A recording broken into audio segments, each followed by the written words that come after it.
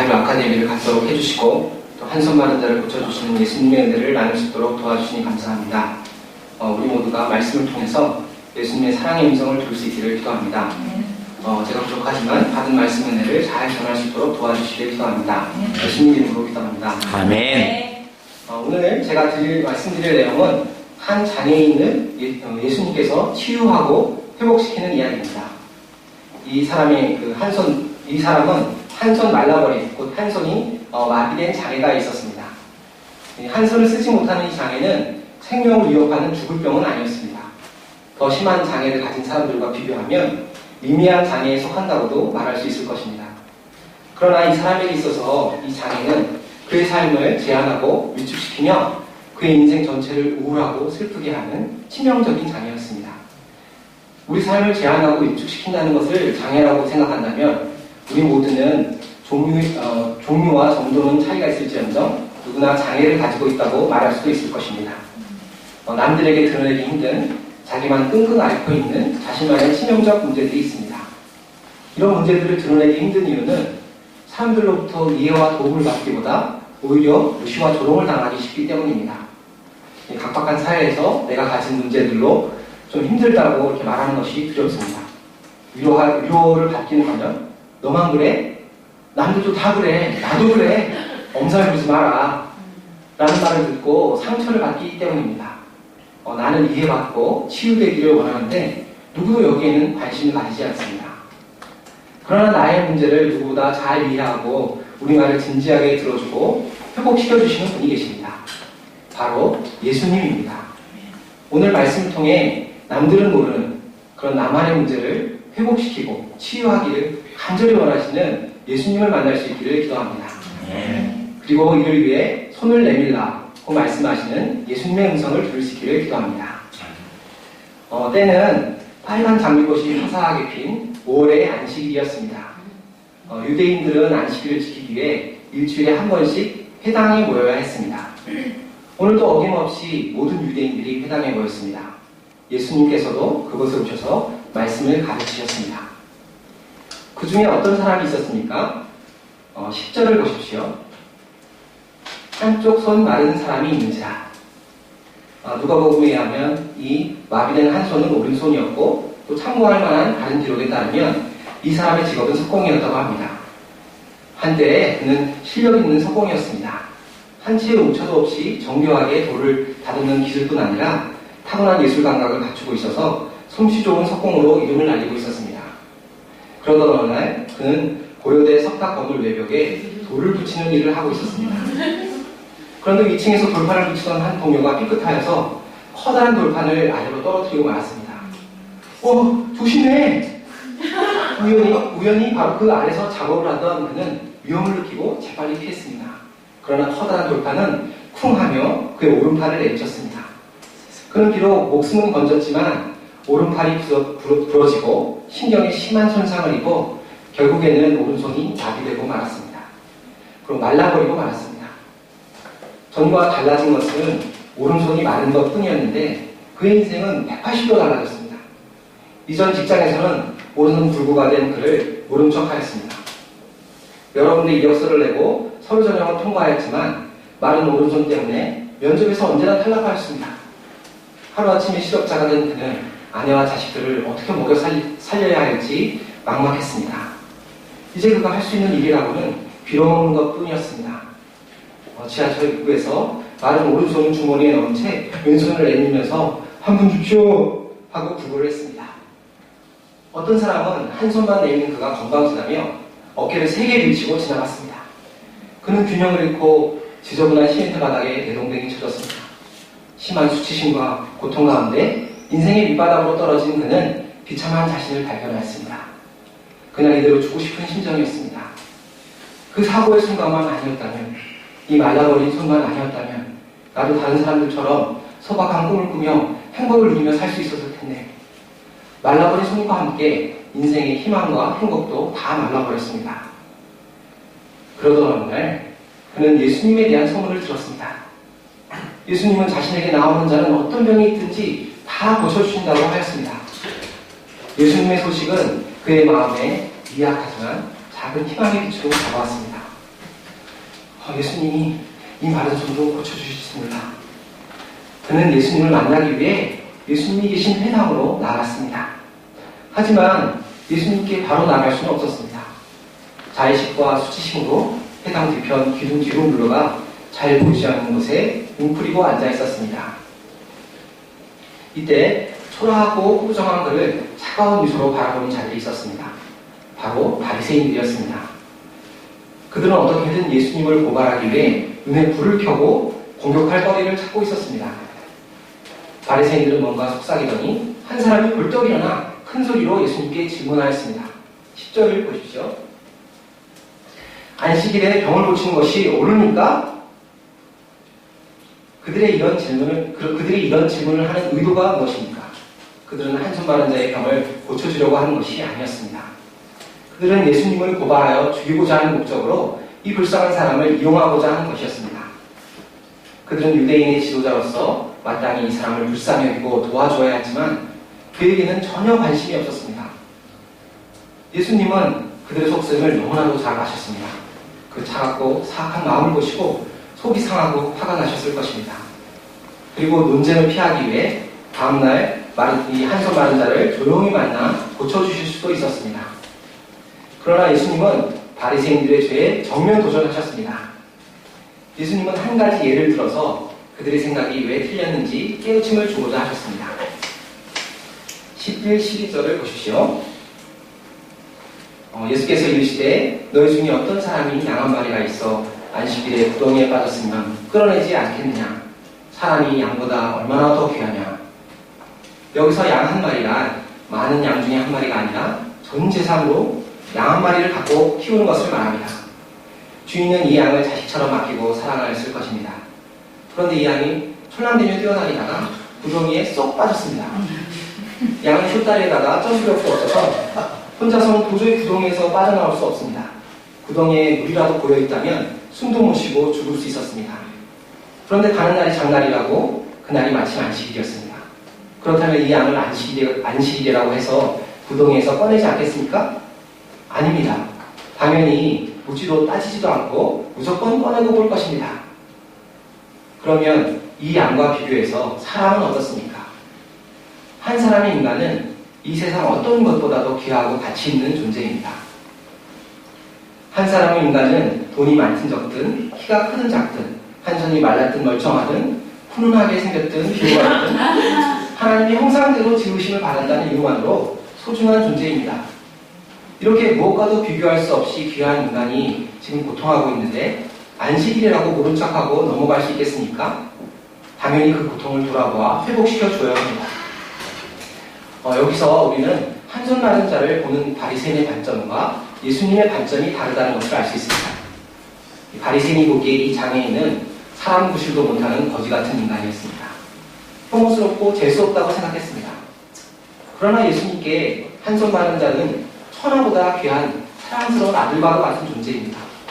바리새인이 보기에 한손 마른 자는 일회용품처럼 사용하고 버릴 수 있는 하찮은 존재였지만 예수님께는 아무리 볼품없이 망가졌어도 우선적으로 회복시켜야 할 세상에서 가장 귀한 존재였습니다.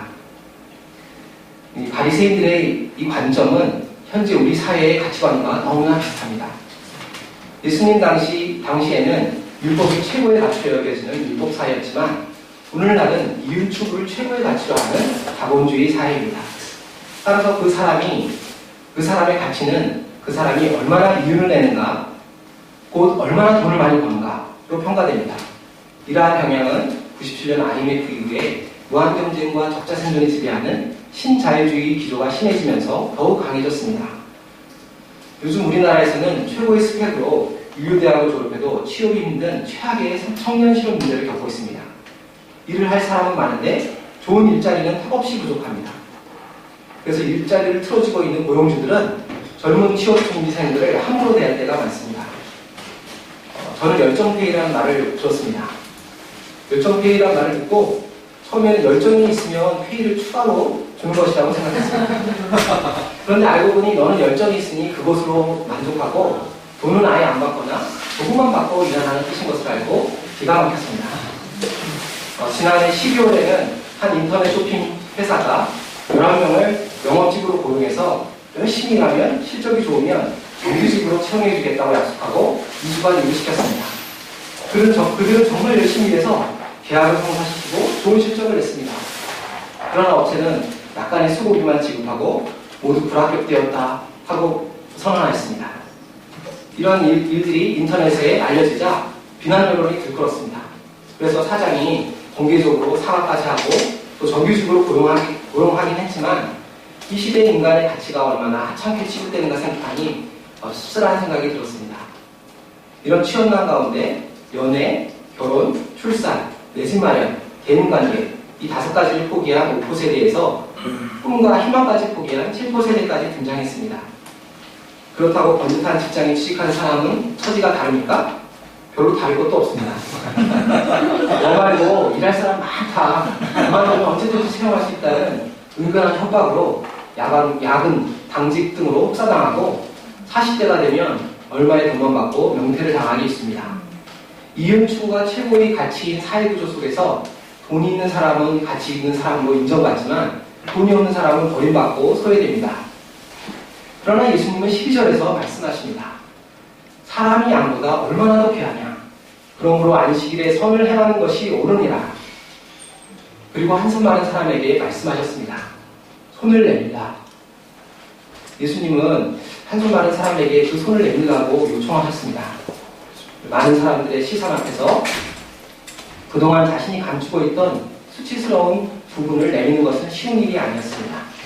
그의 마른 손은 그의 마음까지도 수치심과 자의식으로 마르게 하였기 때문입니다. 여기 마른 손을 내미는 것은 그의 마음에 다시 한번 깊은 상처와 절망을 안겨줄 수도 있었습니다.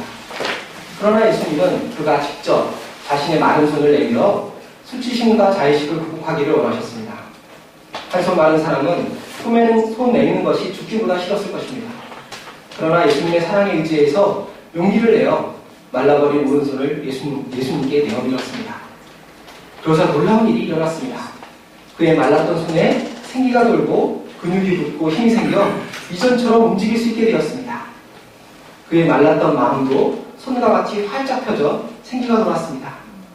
고통과 근심으로 일그러진 그의 얼굴이 놀라움과 기쁨으로 환하게 변화했습니다. 그를 얼검했던 이 한손 마른 문제가 온전히 해결되었습니다. 그는 이제 더 이상 구걸하지 않아도 되었습니다. 자신의 두 손으로 떳떳하게 석수일을 하며 가족들을 부양할 수 있게 되었습니다. 이러한 변화는 예수님의 한 영혼에 대한 긍휼과 사랑으로 일어난 놀라운 회복의 역사였습니다. 이를 본 바리새인들은 어떻게 했습니까? 그들이 만일 제정신이라면 한손 마른 자가 회복되고 살아나는 모습에 함께 기뻐해야 마땅했습니다. 그리고 자신들의 악한 마음과 잘못을 깨닫고 회개해야 했습니다. 그러나 그들은 오히려 앙심을 품고 예수님을 어떻게 죽일까 모의하였습니다. 이 일로 인해서 예수님은 바리새인들로부터 더 큰 생명의 위협을 받게 되었습니다. 그러나 예수님은 어떤 위협과 희생이 따르더라도 한 사람을 살리고 회복시키시는 선한 목자가 되십니다. 예수님께서 한손 마른 사람을 귀하게 여기고 사랑하셔서 죽음의 위협까지 무릅쓰고 고쳐주신 것을 본 마태는 큰 감동을 받았습니다. 그리고 이사야서 말씀을 기억하고 그의 예언의 말씀이 예수님을 통해 이루어진 것임을 깨달았습니다. 다 같이 20절을 보겠습니다. 상한 갈대를 꺾지 아니하며 꺼져가는 심지를 끄지 아니하기를 심판하여 이길 때까지 하리니. 갈대는 연약한 것의 대명사입니다. 갈대는 습지에서 자라는 외동의 식물로 줄기가 가늘고 속이 비어있어서 힘들이지 않고 쉽게 꺾을 수 있습니다. 이런 갈대의 연약함을 빗대어 파스칼은 인간을 생각하는 갈대라고 말했습니다. 성한 갈대도 이렇게 약한데 그 갈대가 상했다고 생각해 보십시오. 더없이 볼품없고 연약해서 곧 꺾이고 부스러질 것 같습니다. 이런 갈대가 있다면 사람들은 아무 쓸데없다고 재미로라도 꺾어버릴 것입니다. 세상에는 이런 갈대와 같은 사람들이 많이 있습니다. 극도로 치열한 생존 경쟁 가운데 조금 연약하거나 능력이 부족한 사람은 상한 갈대와 같이 만신창이가 돼서 낙오하게 됩니다. 우리는 매일 수많은 경쟁을 합니다. 하지만 모든 경쟁에서 승리할 수는 없습니다. 스디슨 패배를 한번 경험하고 이로 인해 마음에 깊은 상처를 받고 연약해지게 됩니다. 외적인 패배도 우리를 상하기도 하지만 내면에 보이지 않는 것들, 이 마음의 문제로 인해서 연약해지기도 합니다. 성경에서는 사람을 상하고 못쓰게 하는 것을 죄라고 말합니다. 내면의 이기심과 정욕, 시기심과 열등감 등 우리 내면의 죄가 우리를 연약하게 하고 상한 갈대와 같게 만듭니다. 또한 꺼져가는 심지는 어떻습니까? 심지가 꺼져갈 때 연기가 심하게 나면서 불씨가 사그라듭니다. 이때는 불씨를 살리기도 어렵고 그냥 두면 연기만 나기 때문에 사람들은 재빨리 꺼버립니다. 상한 갈대와 꺼져가는 심지는 한없이 무기력하고 연약하여 세상의 기준으로는 버림받을 수 없는 그런 인생을 말합니다. 이런 사람들을 버리지 않고 회복시키는 것은 쉬운 일이 아닙니다. 너무 연약해서 조금만 상처 주는 말을 해도 더 크게 상처받습니다. 또한 자기가 상처받은 대로 다른 사람들에게 그대로 상처를 줍니다. 연약해서 유혹을 받기도 쉽고 이로 인해서 죄를 짓고 또 한 번 상처받게 됩니다. 이러한 상처들이 회복되지 않는다면 우리는 결코 행복할 수 없습니다. 자신도 상처로 인해서 불행해지고 주변 사람들도 상처 주고 불행하게 만듭니다. 그런데 문제는 사람들은 이 상처받은 사람들을 부담스러워하고 누구도 받아주지 않는 것입니다. 그렇다고 스스로 이 상처를 치유할 힘도 없습니다. 그러면 우리가 어떻게 해야 합니까? 그러면 우리가 어디서 이 마음의 상처를 치유받을 수 있습니까? 바로 상한 갈대를 꺾지 않으시는 상처받은 영혼들을 치유하고 회복시키는 예수님께로 나아가야 합니다. 다시 한번 20절을 보겠습니다. 상한 갈대를 꺾지 않으시고 꺼져가는 심지를 끄지 않으시기를 심판하여 이길 때까지 하니. 예수님은 우리가 상한 갈대와 같고 꺼져가는 심지와 같을지라도 포기하지 않으시는 분이십니다. 예수님은 우리 인생들의 모든 상처를 치유하고 회복하실 수 있는 능력 있는 분이십니다. 예수님은 상처받은 영혼들을 치유하기 위해 바로 이 땅에 오신 분이십니다. 사마리아 여인은 하나님을 목말라 과거 남편이 5이나 있었다가 이혼한 상처가 있는 여인이었습니다. 예수님은 상한 갈대와 같은 이 여인을 더럽다고 정죄하지 않으시고 마치 공주와 같이 귀하게 여기시고 섬세한 사랑으로 그 병든 영혼을 살려주셨습니다. 예수님은 38년 동안 고질병으로 누워있는 사람에게 찾아오셔서 내가 낫고자 하느냐? 하고 물으시며 나을 수 있다는 희망을 주셨습니다. 그리고 병을 고쳐주시고 건강한 삶을 살도록 도와주셨습니다. 오늘 이 말씀을 기록한 마태도 이기적인 세리로 살면서 상한 갈대와 같고 꺼져가는 심지와 같은 사람이었습니다. 그러나 예수님은 이기심으로 병든 그에게 나를 따라오너라 하시며 제자로 불러주시고 함께 생활하시면서 상한 내면을 치유하고 회복시켜 주셨습니다.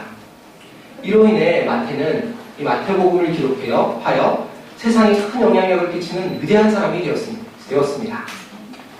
예수님의 이러한 긍휼과 회복의 은혜는 저에게도 임하였습니다. 저는 겉으로는 멀쩡해 보이지만 사실은 상처와 슬픔으로 상할 대로 상한 갈대와 같은 사람이었습니다. 사람들은 제가 의사이고 대학병원의 교수라고 하면 대부분 유복한 가정에서 부족함 없이 자랐을 것이라고 생각합니다.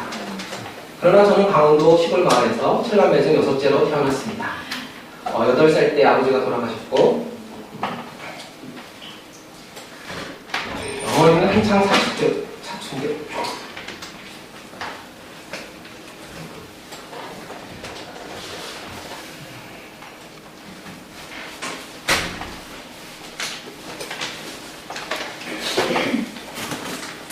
사춘기였던 중학교 3학년 때 돌아가셔서 고아와 같이 되었습니다.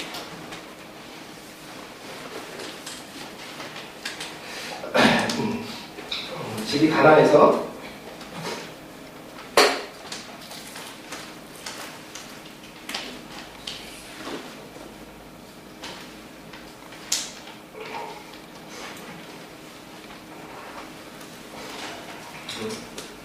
연말에 불우한 학생에게 준 선물 뚜러미를 저와 동생이 똑같이 가까워 줬고 있습니다. 다행히 공부를 조금 잘해서 장학금을 받고 의대에 진학했지만 부모님 없는 슬픔이 저를 짓눌렀습니다. 부모님의 적극적인 사랑과 경제적 지원으로 부족함 없이 학교 생활을 하는 친구들을 볼 때 장학금을 받기 위해 공부에 되어있는 자신이 찌질해 보였습니다. 또한 나는 키도 작고 얼굴도 또래에 비해 성숙해 보여.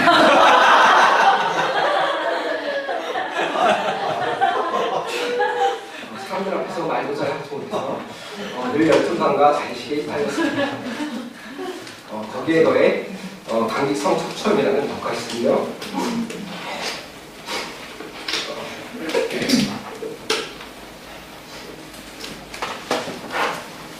골반과 어깨의 통증으로 무료한 생활을 하고 있었습니다.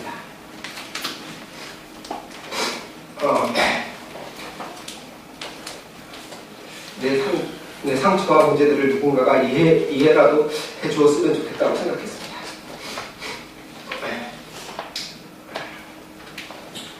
그러나 누구도 저의 슬픔과 상처를 이해해주지 않았고 오히려 부담스럽게 생각했습니다. 그러던 가운데 우리 모임의 크리스마스 예배에 초청이 되었습니다. 저는 거기서 예수님께서 하나님의 아들이시지만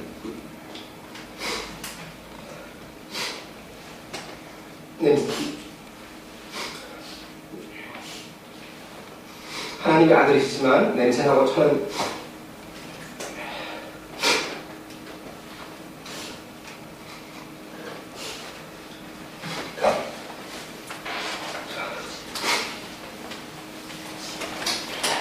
마구간 말구에서 태어나신 것을 보게 되었습니다. 저놈의 세상의 주인인 예수님께서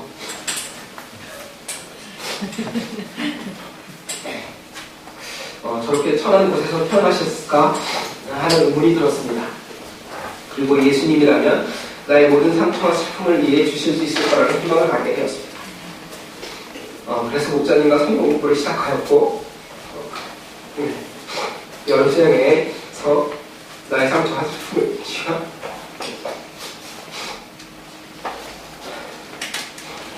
치유하기 위해 채찍에 맞으시고 십자가에서 죽으신 예수님을 만나게 되었습니다. 선한 목자 예수님께서는 저의 모든 상처와 슬픔을 이해하실 뿐 아니라 이를 모두 치유해 주셨습니다. 이 예수님을 만난 후 저는 병든 생각과 감정으로부터 자유하게 되었습니다. 부모도 없는 제가 장학금을 받고 의대에 다닐 수 있다는 것 자체만으로 너무 감사해서 열심히 공부했습니다. 키가 좀 작기는 하지만 나는 못생긴 사람들 가운데서는 제일 잘생긴 것 같아요.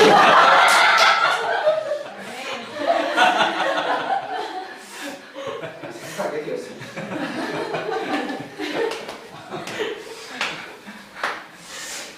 말도 너무 과다하게 하게 되어 수다쟁이라는 소리를 마음의 상처와 슬픔이 잃어먹고 치유되자 외적으로 변화된 것은 없었지만 내면이 변하여 강하게 되었습니다. 상황 갈대와 같은 연약한 사람이었던 제가 지금은 힘든 수련 기간을 끝내고 대학병원에서 암 환자들을 치료하고 학생들을 가르치는 사람이 되었습니다.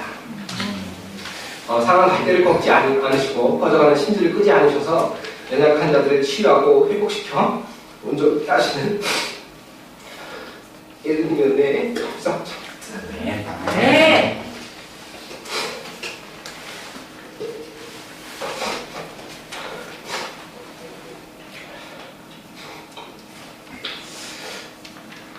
세상에서는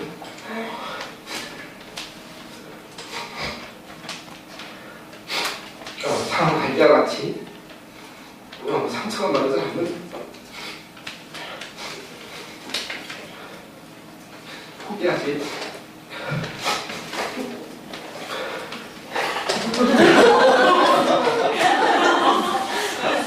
회복시키고 치료해서 쓰려고 하지 않습니다.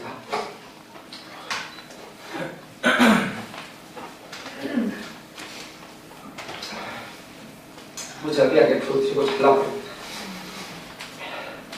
그러나 예수님은 상황 갈대 같은 사람들을 불쌍히 여기시고 치유하고 회복시킵니다. 쓸모없는 자를 고쳐서 회복시켜 쓸모있는 자가 되도록 변화시킵니다. 예수님은 우리에게 있는 어떤 상처와 문제들도 모두 다 하시고 이해하실 뿐 아니라 이를 회복시키고 해결해 주기를 간절히 원하십니다. 그리고 우리를 당신에게로 초청하며 말씀하십니다. 손을 내밀라. 우리가 예수님의 초청의 음성을 들을 수 있기를 간절히 기도합니다. 예수님의 음성을 듣고 나의 상처와 문제들을 예수님께 들고 나가 온전한 회복의 기쁨을 누릴 수 있기를 간절히 기도합니다. 네. 제가 기도하고 마치겠습니다. 은혜와 사랑이 충만하신 하나님 아버지, 상한 갈대와 같은 저 인생들을 꺾어버리지 않으시고 불쌍히 여기서 치유하시고 회복시킨 예수님을 저희 구주로 주심을 감사합니다. 저희가 이 예수님께 저희 문제와 또 상처들을 들고 나가 치유함 받고 회복되어 하나님께 영광 돌리는 온전하고 아름다운 인생 살 수 있기를 기도합니다. 네. 예수님 이름으로 기도했습니다. 아멘.